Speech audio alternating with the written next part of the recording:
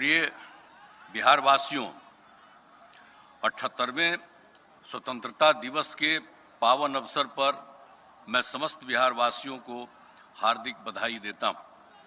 आज का दिन हम सभी भारतवासियों के लिए गौरव का दिन है। राष्ट्रभक्तों के साहस, त्याग एवं बलिदान के फलस्वरूप 15 अगस्त 1947 को हमारा देश आजाद हुआ। आज के दिन हम उन स्वतंत्र सेनानियों को श्रद्धा सुमन अर्पित करते हैं जिन्होंने आजादी की लड़ाई में अपने प्राणों की आहुति दी। उनके उच्च आदर्श मैं उन वीर जवानों को भी नमन करता हूं जो बहादुरी से देश की सरहदों की सुरक्षा कर रहे हैं। उनके बलिदान को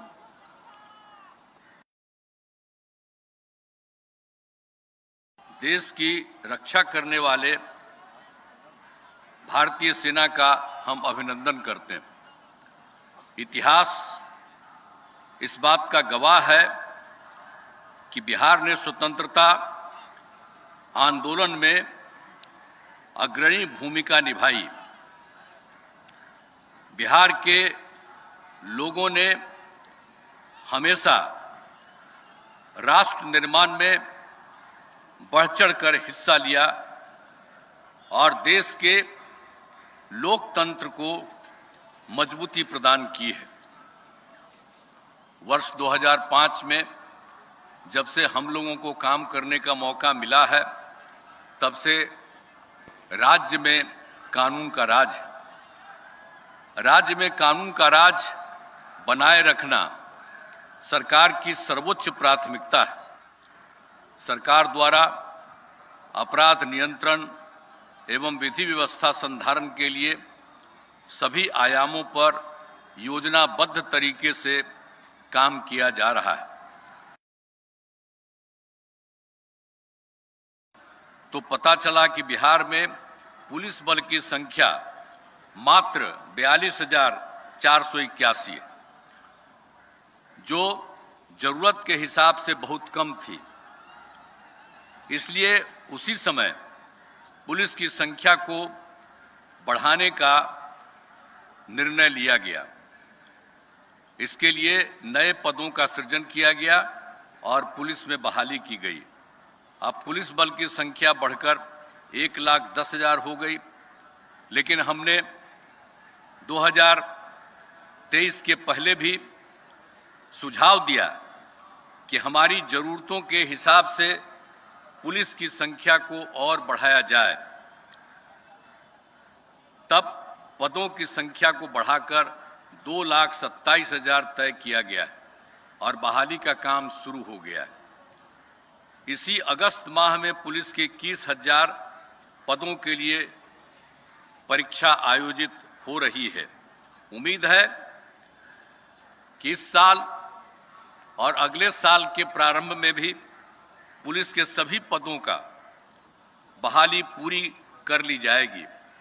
पुलिस के लिए वाहन एवं अन्य आवश्यक संसाधन उपलब्ध कराए गए हैं ताकि विधि व्यवस्था संधारण तथा अनुसंधान में किसी प्रकार की दिक्कत न हो। आप लोग देख ही रहे हैं कि वर्ष 2005 में हम लोगों ने कितना काम किया है। शुरू से ही शिक्षा एवं स्वास्थ्य के क्षेत्र में विशेष ध्यान दिया है। पहले बहुत कम स्कूल थे और शिक्षकों की काफी कमी थी, जिसके कारण स्कूलों में ठीक से पढ़ाई नहीं होती थी। गरीबी के कारण 5वीं कक्षा के बाद लड़कियां भी पढ़ नहीं पाती थी। इसलिए सबसे पहले अनेक नए स्कूल खोले गए और कई स्कूलों में नए क्लासरूम बनाए गए। वर्ष 2006-07 में लड़के लड़कियों के लिए पोशाक योजना शुरू की गई। वर्ष 2008 में 9वीं क्लास की लड़कियों को विद्यालय जाने के लिए साइकिल योजना चलाई गई और बाद में वर्ष 2010 से लड़कों को भी साइकिल दी गई। बालिका शिक्षा को बढ़ावा देने के लिए सभी पंचायतों में उच्च माध्यमिक विद्यालय 10+2 स्कूल खोले गए।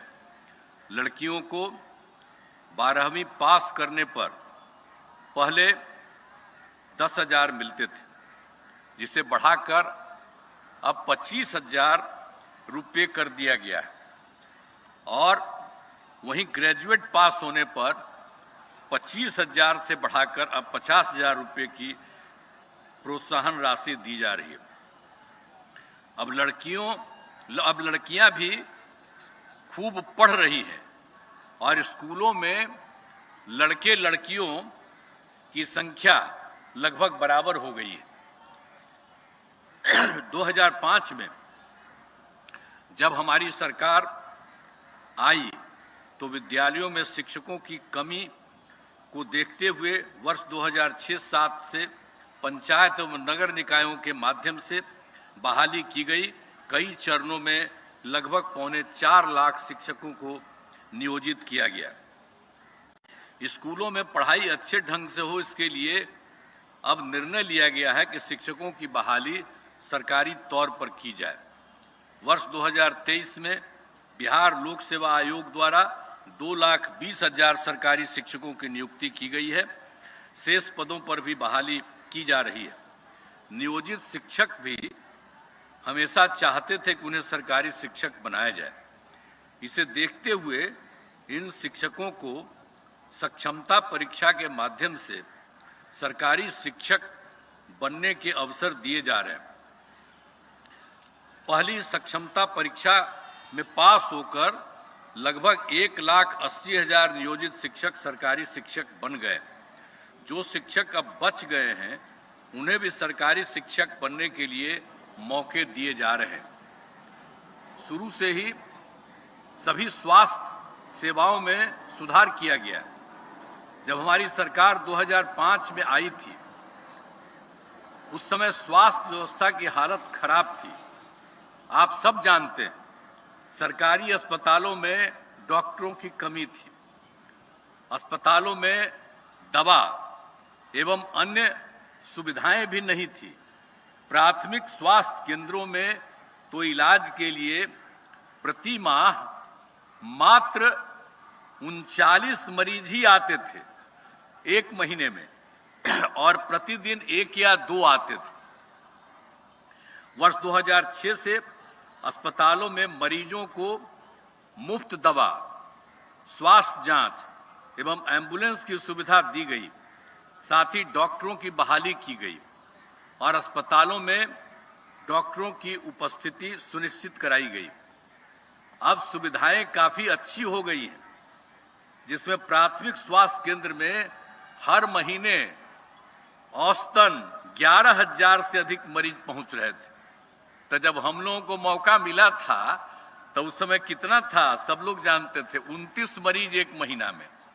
अब हम लोगों को मौका मिला तो जितना काम करवा रहे हैं तब समझ रहे हैं ना कि प्राथमिक स्वास्थ्य केंद्र में हर महीने औसतन 11,000 से अधिक मरीज पहुंच रहे हैं।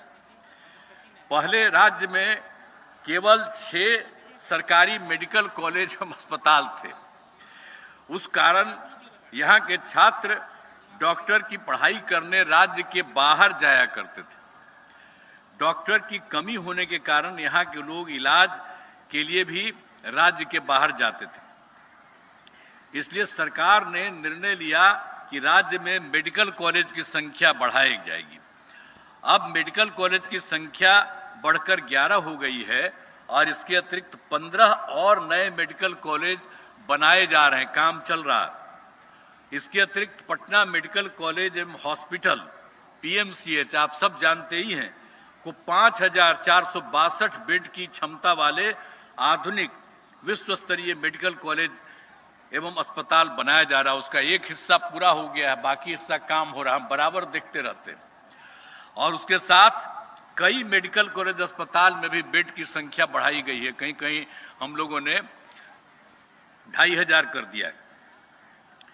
कैंसर के रोगियों के इलाज के लिए टाटा मेमोरियल के सहयोग से मुजफ्फरपुर में आधुनिक कैंसर अस्पताल विकसित किया गया है। सभी मेडिकल कॉलेज एवं अस्पतालों में भी कैंसर रोगियों के प्रारंभिक जांच एवं इलाज की व्यवस्था की जा रही है। राज्य में सभी अस्पतालों में मरीजों एवं उनके परिजनों के खाने के लिए दीदी की रसोई शुरू की गई है। अब जिला अस्पतालों में साफ सफाई का कार्य भी जीविका दीदी के द्वारा कराने का निर्णय लिया गया है। मुझे याद है कि वर्ष 2003 में तत्कालीन प्रधानमंत्री श्रद्धेय अटल बिहारी वाजपेयी जी के कार्यकाल में एम्स पटना बनाने की स्वीकृति दी गई।